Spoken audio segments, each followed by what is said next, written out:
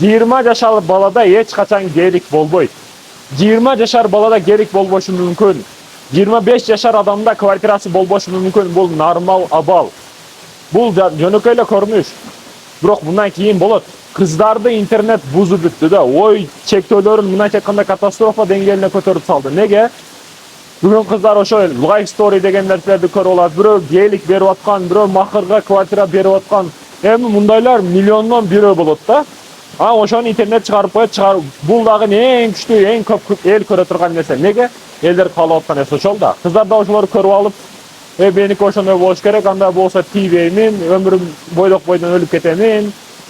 Меники стой контейнер болуп калып кетиш керек, бала көрбөшүм керек, айтор ушундай. Жок, сен адашпа. Эже карындашым адашпа.